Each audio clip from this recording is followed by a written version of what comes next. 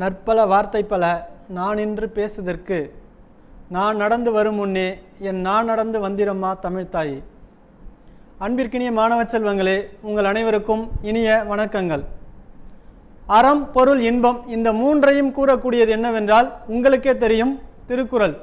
அதை போலவே அறம், பொருள், இன்பம், வீடு என்ற 4 உறுதிப்பொருளையும் தெளிவுபட கூறுவதை நாம் எவ்வாறு கூறுவோம் என்று உங்களால் கூற முடிகிறதா? சிந்தித்தீர்களா? இந்த 4 உறுதிப்பொருளையும் தெளிவாக கூறக்கூடிய ஒன்று என்னவென்றால் பெருங்காப்பியங்கள். இந்த 4 உறுதிப்பொருளிலே ஒன்றோ அல்லது ஒன்றுக்கு மேற்பட்டவோ குறைந்து வருமாயின் அது சிறு காப்பியங்கள். அவ்வகையிலே 4 உறுதிப்பொருளையும் தெளிவாக தரக்கூடிய பெருங்காப்பியங்களில் ஒன்றை பற்றித்தான் நாம் இங்கு காண உள்ளோம். பெருங்காப்பியம் என்று கூறினால் முதலில் நாம் எதை கூறுவோம் என்று உங்களுக்கே தெரியும் என நான் நினைக்கிறேன். எதை கூறுவோம் என்று நினைவுள்ளதா? சிலப்பதிகாரம். அந்த வகையிலே நாம் இன்று காணக்கூடிய பாடத்தலைப்பும் மேல்நிலை 2ஆம் ஆண்டு 6வது இயலிலே இடம்பெற்றிருக்கக்கூடிய சிலப்பதிகாரத்தை பற்றித்தான். சிலப்பதிகாரம் நாம் இந்த சொல்லை பிரித்து பார்ப்போமேயானால் சிலம்பு கூட்டல் அதிகாரம் என்று கூறுவோம். இதனுடைய பொருளை நாம் கூற வேண்டுமானால் சிலம்பால் அதிகரித்த கதை. சிலப்பதிகாரத்தினுடைய கதை மாந்தர்கள் கோவலன், கண்ணகி இவர்களாக இருந்தாலும் அந்த கதையினுடைய அதிகரிப்பானது சிலம்பை வைத்துத்தான் வருகிறது. ஏனென்றால் கோவலன், கண்ணகி இவர்கள் இருவரும் பிழைப்பது புகார் நகரத்திலே. ஆனால் மீண்டும் அவர்கள் மதுரை நகரத்திற்கு ஏன் வருகிறார்கள் என்றால் இந்த சிலம்பை எடுத்துக்கொண்டு தான். அப்படி அந்த சிலம்பை எடுத்துக்கொண்டு வருவதால் தான் இந்த கதைப்பகுதியே, இந்த பெருங்காப்பியமே நீண்டு வருகிறது. அதனால்தான் இந்நூலினுடைய பெயர் சிலப்பதிகாரம் என்று அமைந்துள்ளது. சிலப்பதிகாரத்தை இயற்றியவர் இளங்கோவடிகள். நமக்கே தெரியும், சேரன் செங்குட்டுவனினுடைய தம்பி. இந்த சிலப்பதிகாரம் என்பது 3 காண்டங்களை உடையது. புகார் காண்டம், மதுரை காண்டம், வஞ்சி காண்டம். இதிலே புகார் காண்டம் என்பது சோழர்களை பற்றியும், மதுரை காண்டம் என்பது பாண்டியர்களை பற்றியும், வஞ்சி காண்டம் என்பது சேரர்களை பற்றியும் கூறக்கூடிய அந்த அளவிலே அமைந்திருப்பதுதான் சிலப்பதிகாரம். சிலப்பதிகாரத்தினுடைய வேறு பெயர்களை நாம் பார்க்க வேண்டுமேயானால் மூவேந்தர் காப்பியம். ஏனெனில் நாம் முன்னரே கூறியது போல சேர, சோழ, பாண்டியர் என்ற மூவரையும் காட்டுகிறதால் இதை மூவேந்தர் காப்பியம், முத்தமிழ் காப்பியம், இயல், இசை, நாடகம் என்ற 3ம் கலந்து வருவதால் அதை நாம் முத்தமிழ் காப்பியம் என்று கூறுகிறோம். தமிழிலே எழுதப்பட்ட முதன்மை காப்பியமும் இதுதான். அதை போலவே சிலப்பதிகாரத்தினுடைய கதை தொடர்ச்சியானது மணிமேகலையிலே தொடர்ந்து வரும்.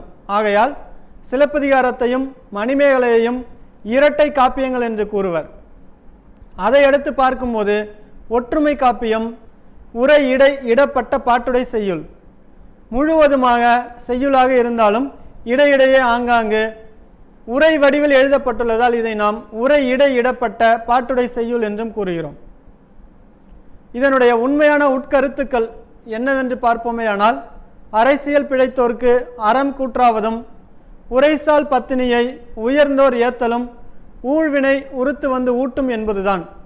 இந்த சிலப்பதிகார பெருங்காப்பியமானது எவ்வாறு இயற்றப்பட்டது என்பதை நாம் காணுவோமேயானால் இளங்கோவடிகளும் சாத்தனாரும் செங்குன்றம் என்று சொல்லக்கூடிய அந்த மலைப்பகுதியை வலம் வருகின்றனர். வலம் வரக்கூடிய அந்த சூழலில் அங்கிருக்கக்கூடிய பெண்கள் குரவை கூத்து ஆடுகின்றனர். அவ்வாறு குரவை கூத்தின் போது யாரோ ஒரு பெண்ணினுடைய வரலாற்றை கூறி அழுகின்றனர். அந்த பெண் யார் என்று இளங்கோவடிகளுக்கு தெரியவில்லை. அப்போது இளங்கோவடிகள் தன்னுடைய நண்பரான சாத்தனாரை கேட்கிறார், இவர்கள் கூறக்கூடிய கதை யாரை மையமாக வைத்தது? இவர்கள் கூறக்கூடிய இந்த கதையானது கண்களில் கண்ணீர் வழிய செய்கிறது, இது யாரை பற்றியது என்று கேட்கிறார்.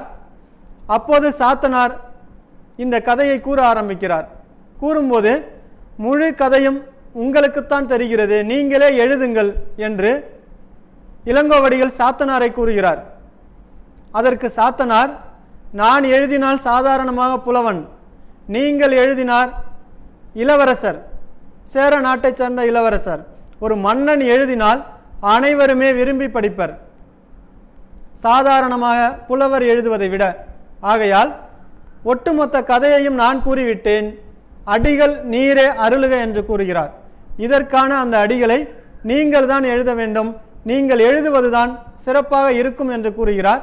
இந்நிலையில்தான் அவர் அந்த 3 உறுதி பொருளையும் கூறிவிட்டு, இதுவரை மன்னர்களை வைத்து, மன்னர்களை பாட்டுடை தலைவராக வைத்து பாடப்பட்ட அந்த நிலைகளை எல்லாம் மாற்றி, நான் இப்போது குடிமக்களை வைத்து அவர்களை பாட்டுடை தலைவராக வைத்து நான் இந்த காப்பியத்தை எழுதப் போகிறேன். அதனால் இதற்கு பெயர் குடிமக்கள் காப்பியம் என்றும் கூறலாம். மாறாக கண்ணகியை இங்கு தலைவியாக வைத்து கூறியமையால் இதை புரட்சி காப்பியம் என்றும் நீங்கள் எடுத்துக்கொள்ளலாம் என்று கூறக்கூடிய அளவிலே இந்த நூலானது சிறப்பு வாய்ந்ததாக இருக்கிறது. நாம் முன்பு உரைத்ததைப் போல இந்த நூலினுடைய பெரும் பகுதி காண்டம் என்றும் உட்பகுதி காதை என்றும் அழைக்கப்படுகிறது. 3 காண்டம்: புகார் காண்டம், மதுரை காண்டம், வஞ்சி காண்டம். புகார் காண்டம் என்பது 10 காதைகளை கொண்டது. மதுரை காண்டம் 13 காதைகளை கொண்டது. வஞ்சி காண்டம் 7 காதைகளை கொண்டது. ஆக மொத்தமாக 30 காதைகளை கொண்டு இயற்றப்பட்டதுதான் இந்த சிலப்பதிகாரம். உங்களுக்கே தெரியும், சிலப்பதிகாரத்தினுடைய பாட்டுடை தலைவர்கள் கோவலன், கண்ணகி. கோவலனும் கண்ணகியும் மிகச் சிறப்பான முறையில் திருமண வாழ்க்கையை வாழ்ந்து வருகின்றனர். அந்நிலையில் கோவலன் இசை நிகழ்ச்சியை காண்பதற்காக செல்கிறான். அப்போது மாதவியின் பார்ப்பட்டு மாதவியினுடனேயே இருந்துவிட்டு மீண்டும் கண்ணகியுடன் வாழ்வை நடத்த வருகிறான். அப்போது பொருள் ஏதும் இல்லாத காரணத்தினால் சிலம்பை விற்று பிழைக்கலாம் என்று செல்கிறான். பாண்டிய மன்னனினுடைய முறையற்ற அந்த செயலின் காரணமாக கோவலன் இறந்து படுகிறான். இச்செய்தியை அறிந்த கண்ணகியானவள் மதுரை முழுவதையும் எரித்து வஞ்சி நகரத்திலே நோன்பிருந்து மீண்டும் அந்த இறைவனுடன் சேர்கிறாள் என்பதுதான் இந்த கதையினுடைய பொருளாகும். நம் அனைவருக்கும் தெரிந்த ஒன்றுதான். நாம் இங்கு காணக்கூடிய பாடத்தலைப்பு என்னவென்றால், புகார் காண்டம் அரங்கேற்று காதை. அரங்கேற்றம் அப்படி என்றால் என்ன என்றால், நாம் கற்றுள்ள ஒன்றை பலர் மத்தியில் முன் சென்று கூறுவதுதான் அரங்கேற்றம். இங்கே அரங்கேற்றம் செய்பவர் மாதவி. மாதவி அப்படி என்ன கற்றிருந்தார், அவர் எதை அரங்கேற்றம் செய்ய போகிறார் என்பதை நாம் காண வேண்டும். மாதவி ஆடல் கலையிலே மிகச் சிறந்தவள். அவளுக்கு நிகராக ஆடக்கூடிய அளவில் அந்நிலையில் யாருமே இல்லை. தன்னுடைய 5 வயது முடிந்த பின்பு 7 ஆண்டுகள் இந்த நாட்டிய கலையை கற்று முடிக்கிறாள். இப்போது அவளுக்கு 12 வயது ஆகிறது. அந்த வயதிலே அனைவரின் முன்பாகவும் தன்னுடைய நடனத்தை அரங்கேற்றம் செய்கிறாள். அவள் செய்யக்கூடிய அந்த அரங்கேற்றமானது மிகச் சிறப்பான முறையில் இருந்தமையால் அதிலே மகிழ்ச்சி பெற்ற மன்னன் 1008 கழஞ்சு பொன்னையும் தலைக்கோழி என்கின்ற ஒரு பட்டத்தையும் தருகிறான். இவ்வளவுதான் நமக்கு இருக்கக்கூடிய இந்த பாடப்பகுதியானது. இப்போது நாம் பாடல் வரிகளுக்குள்ளாக செல்வோமாக. முதலாவதாக இருக்கும்போது, பெருந்தோல் மடங்கை தாது அவிழ் புரிக்குழல் மாதவி தன்னை. மாதவியானவள் அழகிய தோள்களை உடையவள். அவளுடைய கூந்தல் மிகவும் மனமுடைய பின்னப்பட்ட சுருண்ட கூந்தலை உடையது என்பதுதான் இதனுடைய பொருள். அதை அடுத்து நாம் பார்க்கும்போது, ஆடலும் பாடலும் அழகும் என்று இக்கூறிய 3இன் ஒன்று குறைவுபடாமல். நமக்கே தெரியும், ஆடல் பாடல் என்றால் ஆடலும் சிறப்பாக இருக்க வேண்டும், பாடலும் சிறப்பாக இருக்க வேண்டும். அதே நிலையில் ஆடக்கூடிய நபரும் அழகிய தோற்றத்தை உடையவராக இருக்க வேண்டும். அப்போதுதான் அனைவரும் விரும்பி பார்ப்பர். அந்த கண் அசைவுகள் முதலாக அனைத்தும் செய்யும்போது இந்த நிலையில்தான் அழகு மிகுந்த ஒருவராக இருக்கக்கூடிய சூழலில்தான் அந்த நடனமானது சிறப்பானதாக இருக்கும். நாம் அவ்வாறு இங்கு காணும் போதும் மாதவியானவள் ஆடலிலும் பாடலிலும் அழகிலும் என்று இந்த 3 நிலையிலுமே மிகச் சிறப்பான முறையில் இருக்கிறாள். கூறிய 3இன் ஒன்று குறைவுபடாமல் 7 ஆண்டு இயற்றி ஓர் 6 ஆண்டில் சூழ்கடல் மன்னருக்கு காட்டல் வேண்டி என்ன செய்கிறாள் என்றால், 7 ஆண்டுகள் கற்கிறாள். 5 வயதில் கற்கச் செல்கிறாள். கற்கச் சென்றவள் 7 ஆண்டு கற்கிறாள். இப்போது ஓர் 6 ஆண்டு. 6 ஆண்டு என்று சொல்லும்போது 12 வயது. இந்த 12 வயதிலே தன்னுடைய அந்த நாட்டிய திறமையை மன்னரின் முன்பாக காண்பிக்க வேண்டும், அரங்கேற்றம் செய்ய வேண்டும் என எண்ணுகிறாள். அவ்வாறு எண்ணும்போது அந்த அரங்கினுடைய சூழலானது எவ்வாறு இருக்கிறது என்பதை அடுத்து காண்போமாக. எண்ணிய நூலோர் இயல்பினில் வழாது. நூல் வல்லார், நூல் எழுதுவதில் திறமை உடையவர்கள், அவர்கள் என்ன கூறியிருக்கிறார்களோ, மேடையினுடைய தோற்றம் எவ்வாறு இருக்க வேண்டும் என எவ்வாறு கூறியிருக்கிறார்களோ அதிலே எந்நிலையிலும் வழாது, சிறப்பான முறையில் இருக்கிறது. அது எப்படி இருக்கிறது என்று காண்போமேயானால், மன்னகம் ஒரு வழி வகுத்தனர் கொண்டு புண்ணிய நெடுவரை போகிய நெடும் கழை, சிறந்த ஒரு நிலத்தை தேர்ந்தெடுக்கிறார். அனைவரும் அமர்ந்து பார்க்கக்கூடிய ஒரு இடமாக அது இருக்கிறது. அந்த நிலையில் அதில் இருக்கக்கூடிய அந்த அளவு என்பது என்னவென்று பார்ப்போமேயானால், புண்ணிய நெடுவரை, வரை என்றால் உங்களுக்கே தெரியும் மலை, அதிலே புண்ணிய மலை என்று கூறும்போது பொதிய மலை போன்ற சிறப்பான மலைகள். அந்த மலையிலே நீண்டு வளர்ந்திருக்கக்கூடிய கழை என்றால் மூங்கில், அந்த மூங்கிலை அளவிற்காக எடுத்துக்கொள்கிறார்கள். ஒரு அளவு என்பது எவ்வாறு இருக்கிறது, ஒரு கோல் என்பது எவ்வாறு இருக்கிறது என்பதை அடுத்து கூறுகிறார். கண்ணிடை ஒரு சான் வளர்ந்து கொண்டு, கண்ணிடை ஒரு சான் என்று கூறும்போது அந்த மூங்கிலே கணு என்ற ஒரு பகுதியானது இருக்கும். ஒரு கணுவிற்கும் அடுத்த கணுவிற்கும் இடைப்பட்ட பகுதியானது ஒரு சான் வளர்ந்தது கொண்டு, நம்முடைய கையாலே ஒரு சான் அளவிற்கு இடைவிட்டு வளர்ந்தது. நமக்கு தெரியும், எந்த விதத்திலும் நீர் ஆதாரம் இல்லாத ஒரு மூங்கிலானது அருகருகாக கணுக்கள் அமைந்திருக்கும் அல்லது மிக நீளமாக இருக்கும். அவற்றையெல்லாம் நாம் வைத்து கணக்கிடக்கூடாது. ஒரு கணுவிற்கும் அடுத்துள்ள கணுவிற்கும் இடையே ஒரு சான் அளவாக வளர்ந்திருக்கக்கூடிய அந்த மூங்கிலை எடுத்துக்கொண்டு, அந்த மூங்கிலில் நூல் நெறி மரபின் அரங்கம் அளக்கும் கோல் அளவு 24 விரலாக, என்ன சொல்றான்னு பார்த்தீங்கன்னா 24 விரலாக, ஒரு நம்முடைய ஆடவரினுடைய பெருவிரல் இருக்கிறது அல்லவா, அந்த பெருவிரலால் 24 விரல் கொண்டது ஒரு கோல். அந்த ஒரு கோல் என்கின்ற அந்த நிலையிலே அந்த மூங்கிலை எடுத்துக்கொண்டு 7 கோல் அகலத்து 8 கோல் நீளத்து, அந்த மேடையினுடைய தோற்றமானது 7 கோல் அகலம் 7 கோல் அளவுடையதாக இருக்க வேண்டும். அதை போல 8 கோல் நீளமுடையதாக இருக்க வேண்டும். அதை அடுத்து பார்க்கும்போது ஒரு கோல் உயரத்து உறுப்பினது ஆகி, அதனுடைய உயரம், மேடையினுடைய உயரம் எவ்வாறு இருக்க வேண்டும் என்றால் ஒரு கோல் உடையதாக. ஒரு கோல் என்பது எவ்வளவு என்று கூறினோம், 24 விரல். அவ்வாறு அந்த நிலையிலே மேடையானது இருக்க வேண்டும். 7 கோல் அகலம் 8 கோல் நீளம் ஒரு கோல் உயரம், இது மேடையினுடைய தோற்றம். அந்த அளவிற்கு இருக்கக்கூடிய அந்த மேடையிலே உத்தர பலகையோடு அரங்கின் பலகை வைத்த இடைநிலம் 4 கோலாக ஏற்ற வாயில் 2உடன் பொலிய. அடுத்து என்ன கூற வருகிறார் என்றால், மேடையின் மீதாக அந்த, இப்போது நாம் பந்தல் என்று சொல்லுவோம், அப்போது அதனுடைய பெயர் உத்தர பலகை. அந்த மேடையின் உயரத்திலிருந்து உத்தர பலகையானது 4 கோல் கொண்டதாக இருக்க வேண்டும். இது கண்டிப்பாக நாம் நம்முடைய மனதிலே வைத்துக் கொள்ள வேண்டும். 4 கோல் உயரம், எங்கிருந்து, மேடையிலிருந்து 4 கோல் உயரம் கொண்டதாக அந்த உத்தர பலகையானது இருக்க வேண்டும். அந்த உத்தர பலகையிலே, உத்தர பலகையோடு அரங்கின் பலகை வைத்த இடைநிலம் 4 கோலாக ஏற்ற வாயில் 2உடன் பொலிய. வாயில்கள் 2 இருக்க வேண்டும், ஒன்று உள்ளே வருவதற்கு, மற்றொன்று வெளியில் செல்வதற்கு.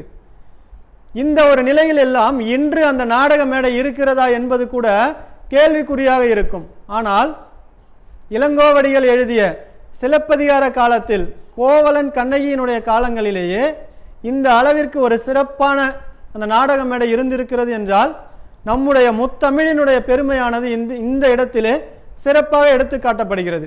அந்த அளவிற்கு மேடை அமைத்த பிறகு தோற்றிய அரங்கில் தொழுதனர் ஏத்த பூதரை எழுதி மேல்நிலை வைத்து, அடுத்து என்ன செய்கிறார்கள் என்றால், அதை சுற்றி இருக்கக்கூடிய படங்கள் அனைத்தும் எவ்வாறு இருக்கிறது, ஐம்பூதங்கள், பஞ்சபூதங்கள் என்று சொல்லுவோம் அல்லவா, அந்த பஞ்சபூதங்களினுடைய படங்களை முழுவதுமாக வைக்கிறார்கள். வைத்து அதனை தொழுகிறார்கள். இன்றும் நினைவில் இருக்கும் என்று நினைக்கிறேன். இன்றும் கிராமங்களில் நாடகம் ஆரம்பிப்பதற்கு முன்னாக திரையிட்டு அங்கு தங்களுடைய குலதெய்வத்தை, தமிழ் சான்றோர்களை வணங்குவர். அன்றைய காலகட்டத்திலேயே ஐம்பூதங்களை வணங்கக்கூடிய அளவிற்கு அங்கே ஓவியங்கள் வரையப்பட்டிருக்கின்றன. அப்படிப்பட்ட ஒரு மேடை, அந்த ஒரு மேடையிலே தூண் நிழல் புறப்பட மான் விளக்கு எடுத்து ஆங்கு ஒருமுக எழுனியும் பொறுமுக எழுனியும் கறந்து எழுனியும் புரிந்துடன் வகுத்து, என்ன சொல்கிறார்கள் என்றால், 3 வகையான திரைச்சீலைகள், தூணினுடைய வெளிச்சம் உள்ளே படாத அளவிற்கு விளக்கானது பொருத்தப்படுகிறது. அதை போலவே 3 வகையான திரைச்சீலைகள் இருக்கின்றன. ஒருமுக எழினி என்பது ஒரு இடத்திலிருந்து இன்னொரு பக்கம் இழுக்கக்கூடிய அந்த திரைச்சீலை. பொறுமுக எழினி என்பது 2 பக்கங்களில் இருந்தும் நடுவில் வந்து சேரக்கூடியது. அதை போலவே கறந்து வரல் எழினி என்பது மேலிருந்து கீழாக இறங்கக்கூடியது. இவ்வகையிலே இந்த 3 எழினியும் மிக சிறப்பாக அமைந்திருக்கிறது அந்த நாட்டிய அரங்கிலே. அந்த அளவிற்கு இருக்கக்கூடிய அந்த நாட்டிய அரங்கில் ஓவிய விதானத்து உரைப்பெரு நித்திலத்து மாலை தாமம் வளையுடன் நாற்றி விருந்து பட கிடந்த அரும் தொழில் அரங்கத்து. அடுத்து என்ன செய்கிறார்கள் என்றால், அப்படி இருக்கக்கூடிய அந்த நாட்டிய அரங்கிலே மேலே நித்திலம் என்றால் முத்து, முத்துக்களாலான மாலைகளை கட்டி தொங்க விடுகிறார்கள். இன்றும் நமக்கு தெரியும், பந்தல் இடுவோமே ஆனால் அழகு மிகுந்த அந்த பூச்செடிகளை தொங்க விடுவோம், அல்லது அழகான வெவ்வேறு உருவங்கள் இருக்கக்கூடிய பொம்மைகளை தொங்க விடுவோம். அந்த வகையிலே அந்த காலத்திலேயே முத்துக்களை மாலையாக கட்டி தொங்க விடுகின்றனர் அந்த நாட்டிய அரங்கிலே அழகிற்காக. அப்படி இருக்கக்கூடிய அந்த நாட்டிய அரங்கிலே இப்போது தலைக்கோல் அமைதி, அதாவது தலைக்கோலி என்ற பட்டமானது கொடுக்கப்படுகிறது. இந்த தலைக்கோலி ஏன் தருகிறார்கள் என்றால், ஒரு மன்னன் இன்னொரு மன்னனை வென்று வரும்போது அந்த மன்னனினுடைய வெண்கொற்ற குடையினை எடுத்து வருவார். அவ்வாறு எடுத்து வரக்கூடிய வெண்கொற்ற குடையினுடைய அந்த முன்பகுதியானது, அந்த தண்டு பகுதியானது கோல் பகுதி என்றும் கூறலாம். அப்பகுதியில் நடுவிலே மாணிக்கத்தை சுற்றி இருபுறமும் அழகு மிகுந்த வேறு அணிகலன்களை சுற்றி தருவதுதான் இந்த தலைக்கோலி என்று சொல்லக்கூடியதாகும். இது இந்திரனினுடைய மகன் சயந்தனின் நினைவாக வழங்கக்கூடிய ஒரு பட்டமாகும். இந்த பட்டத்தை தருகிறார்கள். இந்த பட்டத்தை தருவதற்கு முன்பாக அந்த கோலினை என்ன செய்வார்கள் என்றால், நீராட்டி புனித நீராட்டிய பின் யானையின் இடத்திலே கொடுத்து அந்த யானை முன் செல்ல அரசரை தொடர்ந்து 50 குழுக்கள் அனைத்தும் பின் சென்று வந்து இறுதியாக அந்த யானையானது ஒரு புலவனின் இடத்திலே அந்த தலைக்கோலியை தரும். அப்படிப்பட்ட தலைக்கோலியானது இங்கு மாதவிக்கும் அளிக்கப்படுகிறது. அது எவ்வாறு அளிக்கப்படுகிறது என்பதை நாம் இப்போது காண்போமாக. பேரிசை மன்னர் பெயர் புறத்து எடுத்த பேரிசை மன்னர், மிகுந்த பெருமைக்குரிய இந்த அரசனானவன் பெயர் புறத்து எடுத்த இன்னொரு அரசனின் இடத்தில் இருந்து எடுக்கப்பட்ட, அதாவது போரிலே வெற்றி பெற்று எடுக்கப்பட்ட அந்த ஒரு கோல், அதைத்தான் இவ்வாறு சொல்கிறார்கள். அதை அடுத்து சொல்லும்போது, சீரியல் வெண்குடை காம்பு நனி கொண்டு, வெண்குடை காம்பு அதாவது அந்த வெண்கொற்ற குடையில் இருக்கக்கூடிய காம்பு பகுதியானது, அந்த தண்டு பகுதி கோல் பகுதி, இதனை எடுத்து விடுகிறார்கள். எடுத்த பின்பு கண்ணிடை நவமணி ஒழுக்கி, கண் இடை அதாவது அந்த கணுவின் இடைப்பகுதியிலே நவமணிகளை சுற்றுகிறார்கள். அதை சுற்றி அதன் பின்பாக மன்னிய நாவலம் புலம் தகட்டு இடைநிலை போக்கு என்ன செய்வார்கள் என்றால், சம்புநாதம் என்று சொல்லக்கூடிய உயரிய அந்த பொன்னால் ஆகிய அந்த அணிகலனை இருபுறமும் சுற்றுகிறார்கள். மையத்திலே நவமணியை வைத்து, கணுவின் பகுதியிலே நவமணியை வைத்து, இருபுறமும் அந்த சம்புநாதம் என்று சொல்லக்கூடிய பொன்னினை சுற்றி வருகிறார்கள். நமக்கே தெரியும், ஒரு கோல் என்றால் இந்த பகுதியாகவும் சுற்றி வருவோம், அதை போல் இங்கிருந்தும் சுற்றி வருவோம், ஏதோ ஒரு கயிற்றை கூட சுற்றுவோம். ஆனால் இங்கு சுற்றப்படுவது என்னவென்று கூறுவோமே ஆனால் சம்புநதம் என்று சொல்லக்கூடிய மிக உயரிய பொன் வகை, அந்த பொன் வகையை சுற்றி வருகிறார்கள். சுற்றிய பிறகு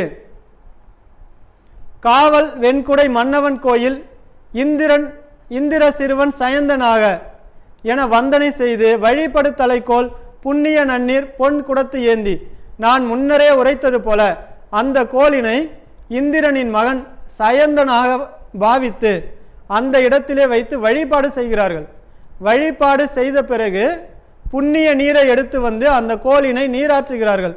நம்முடைய அந்த வார்த்தையிலே சொல்ல வேண்டுமானால் நீராட்டுதல் என்பது குளிப்பாட்டுதல் என்று சொல்லுவோம், குளிர் ஊட்டுதல் என்று சொல்லுவோம். அவ்வாறு செய்கிறார்கள். அதை அடுத்து பார்க்கும்போது, மன்னிய பின்னர் மாலை அணிந்து நலம் தருநாளால் பொலம்பூன் ஓடை அரசு உவா தடக்கையில் பரசினர் கொண்டு இங்கு என்ன சொல்ல வருகிறார்கள் என்றால், அரசு உவா தடக்கை, அரசு உவா என்பது அரச யானை. அந்த கோலை நீராற்றிய பிறகு அதன் பிறகு ஒரு நல்ல நாளில் எடுத்து வந்து அரச யானையினுடைய அந்த தும்பிக்கையிலே கொடுத்து அந்த தும்பிக்கையில் பற்றிய அந்த கோலினை அந்த யானையானது வலம் வரும். அதைத்தான் இங்கு சொல்கிறார்கள். வலம் வருகிறது. வலம் வந்த பிறகு அரைசொடுபட்ட ஐம்பெருங்குழுவும், முன்பெல்லாம் ஐம்பெருங்குழு என் பேராயம் என்று நிலைப்பாடுகள் எல்லாம் அமைச்சரவையாக இடம்பெற்றிருந்தன.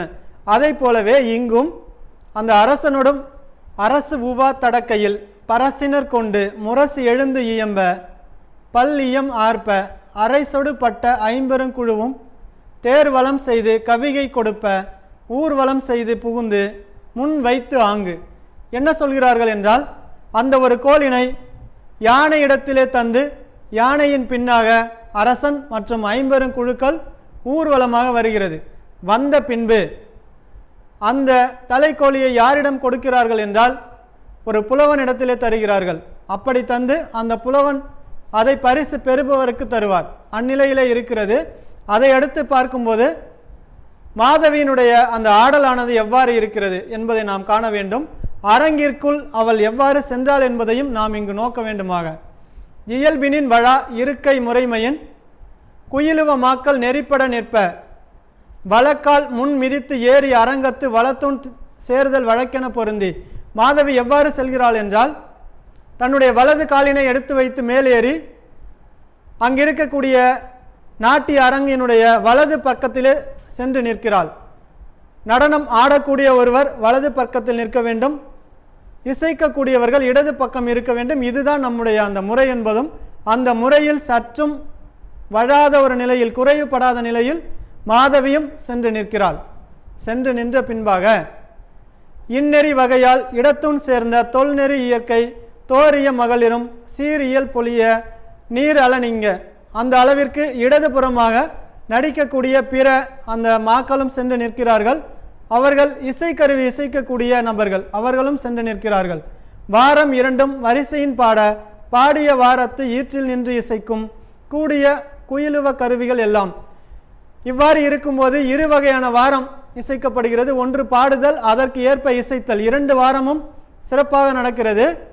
இப்படி செய்யக்கூடிய இந்த ஒரு நாட்டிய அரங்கினுடைய அந்த நாட்டியமானது எவ்வாறு இருக்கிறது என்பதை அடுத்து கூற வருகிறார்கள். குழல் வழி நின்றது யாழே, யாழ் வழி தன்னுமை நின்றது தகவே, தன்னுமை பின்வழி நின்றது முழவே, முழவொடு கூடி நின்று இசைத்தது ஆமம் திரிகை. இது நம்முடைய மனப்பாட பாடலாக இருக்கிறது. எவ்வாறு இருக்கிறது என்றால், அந்த புல்லாங்குழலினுடைய இசைக்கு ஏற்ப யாழினுடைய இசையானதும் இருக்கிறது. அதை அடுத்து இருக்கிறது. அதை அடுத்த நிலையில் தன்னுமை என்றால் மத்தளம், அந்த மத்தளத்தினுடைய அந்த இசையும் அதை அடுத்து சிறப்பாகவே இருக்கிறது. அதை அடுத்து பார்க்கும்போது முழவின் இசையும் இருக்கிறது. அதனுடன் சேர்ந்து ஆமந்திரிகை என்று சொல்லக்கூடிய இடக்கையால் கொட்டக்கூடிய அந்த வாத்தியமும் மிகச் சிறப்பாக இருக்கிறது. அனைத்து வாத்தியங்களும் சரியான நிலையிலே, ஒலியினுடைய நிலையானது சிறப்பாக இருக்கிறது. சற்றும் குறைவுபடாமல் இருக்கக்கூடிய நிலையில் இருக்கிறது. இது நம்முடைய மனப்பாட பாடலாக இருக்கிறது. இந்த மனப்பாட பாடலை பாருங்கள், சற்று உங்களுக்கு ஏற்றாற் போல ஒரு இசையிலே படித்து பாருங்கள். மிக சுலபமாக அது உங்களுக்கு மனப்பாடமாகும். குழல் வழி நின்றது யாழே, யாழ் வழி தன்னுமை நின்றது தகவே, தன்னுமை பின்வழி நின்றது முழவே, முழவொடு கூடி நின்று இசைத்தது ஆமம் திரிகை, இசைத்தது ஆமம் திரிகை, இசைத்தது ஆமம் திரிகை என்று சொல்லக்கூடிய நிலையிலே நீங்கள் எவ்வாறு வேண்டுமானாலும் இந்த பாடலை நீங்கள் படித்து கொள்ளுங்கள். இது மனப்பாட செய்யுள் என்பதாக இதை சற்று கூடுதல் கவனம் செலுத்துங்கள். அதை அடுத்த நிலையில் பார்க்கும்போது இந்த மாதவியினுடைய ஆடலானது எவ்வாறு இருந்தது என்பதை நாம் இங்கு காண வேண்டும். பொன்னியல் பூங்கொடி புரிந்துடன் வகுத்தன, நாட்டிய நல்நூல் நன்கு கடைபிடித்து காட்டினல் ஆதலின். மிகச் சிறப்பாக மிகச் சிறந்த ஒரு நூலிலே ஆடல் அரசு எவ்வாறு ஆட வேண்டும் என்று குறிப்பிடப்பட்டுள்ளதோ அதற்கு ஏற்றாற் போல பொன் ஆடுவது போல நுண்ணிய இடையே உடைய அந்த மாதவியானவள் நடனம் ஆடுகிறாள். அதை அடுத்து பார்க்கும்போது காவல் வேந்தன் இவை இலை பூங்கோதை இயல்பினி வழமை தலைக்கோல் எய்தி தலை அரங்கு ஏறி விதிமுறை கொள்கையின் 1000 எண் கழஞ்சு ஒரு முறையாக பெற்றனள். இப்படியெல்லாம் அந்த நாட்டியத்தை அரங்கேற்றிய அந்த மாதவிக்கு அந்த மன்னனானவன் தலைக்கோழி என்கின்ற அந்த ஒரு பட்டத்தையும் அந்த கோலையும் தந்து அத்துடன் 1008 கழஞ்சு பொன், அப்படிப்பட்ட அந்த பொன் மாலையையும் அந்த மாதவிக்கு தருகிறான். இந்த அளவிற்கு மாதவியினுடைய அந்த நடனமானது இருந்தது. அதை அடுத்து நாம் பார்க்கும்போது இலக்கண பகுதிகள். பகுப்பத உறுப்பிலக்கணம். பகுப்பத உறுப்பிலக்கணம் என்பது இங்கு இருக்கக்கூடிய வார்த்தை தொழுதனர். இவ்வார்த்தையை வைத்துக்கொண்டு நாம் முதலில் பகுதியை எடுக்க வேண்டும். இதில் பகுதியை மிக எளிதாக எடுத்து விடலாம். தொழு என்பதுதான். அதை அடுத்து பார்க்கும்போது தனர். இதை நாம் இத் கூட்டல் அன் கூட்டல் அர் என்று பிரிக்கிறோம். இத்து என்பது இறந்த கால இடைநிலை. இடைநிலை என்பது காலம் காட்டும். இத்து இட்டு இரு இன்ன இறந்த காலத்திற்கு உரியது. இப்பு இவ்வு எதிர்காலத்துக்கு உரியது. கிரு கின்று ஆனின்று என்பது நிகழ்காலத்திற்கு உரியது. இங்கு வந்திருப்பது இத். ஆகையால் இங்கு அது இறந்த கால இடைநிலையாக இருக்கிறது. இடைநிலையை அடுத்து அன் அன் வந்திருக்கிறது. இது அரை சார்ந்து வந்திருப்பதால் இந்த இடத்திலே அன் என்பது சாரியையாக இருக்கிறது. அதை அடுத்து நாம் பார்க்கும்போது விகுதி அர் என்று வந்திருக்கிறது. விகுதி என்பது பால் காட்டக்கூடியதாக இருக்கும் அல்லது இடத்தை காட்டக்கூடியதாக இருக்கும். இங்கு நாம் பார்க்கும்போது படற்கையை காட்டுகிறது, பலர்பாலை காட்டுகிறது. பலர்பால் வினைமுற்று விகுதியாக இருக்கிறது. அதை அடுத்து நாம் பார்க்கும்போது புணர்ச்சி விதி. புணர்ச்சி விதி என்பது இங்கே நமக்கு கொடுக்கப்பட்டுள்ள ஒரு சொல் தலைக்கோல். நாம் தலைக்கோல் என்பதை எங்கு பார்த்தோம்? மாதவிக்கு கொடுக்கப்பட்ட அந்த கோல். இதை நாம் தலை கூட்டல் கோல் என்று பிரிக்கிறோம். சாதாரணமாகவே பார்க்கும்போது தலை கூட்டல் கோல் என்பது தலைக்கோல் என்று சேர்ந்து விடுவது போல நமக்கே தோன்றுகிறது. ஆகையால் இந்த இடத்திலே இயல்பினும் விதியினும் நின்ற உயிர்முன் க ச த ப மிகும் என்ற ஒரு விதியை பயன்படுத்துகிறோம். அதாவது வருமொழியிலே இக்கு இச்சு இத்து இப்பு இந்த 4 மெய்களுள் எந்த மெய் வருகிறதோ அந்த மெய்யானது இந்த இடத்திலே வந்து நிற்கும் என்பதுதான். நாம் இங்கு பார்ப்போமேயானால் தலை கூட்டல் கோல் என்று சொல்லும்போது வருமொழியில் இக் வந்திருக்கிறது. ஆகையால் நாம் இங்கும் இக் என்ற அந்த ஒரு எழுத்தை வைக்கிறோம். வைக்கும்போது தலை கூட்டல் கோல் தலைக்கோல் என்றானது. மீண்டும் ஒரு முறை இவற்றையெல்லாம் உங்கள் மத்தியிலே நீங்களாகவே திருப்புதல் செய்து இப்பாடத்திலிருந்தும் ஏனைய பாடத்திலிருந்தும் எந்த விதமான கேள்விகள் வந்தாலும் அனைத்தையும் சிறப்பான முறையிலே எழுதி நீங்கள் அனைவரும் வெற்றி பெற்று அதிக மதிப்பெண்களை பெற வாழ்த்துக்கள். நன்றி, வணக்கம்.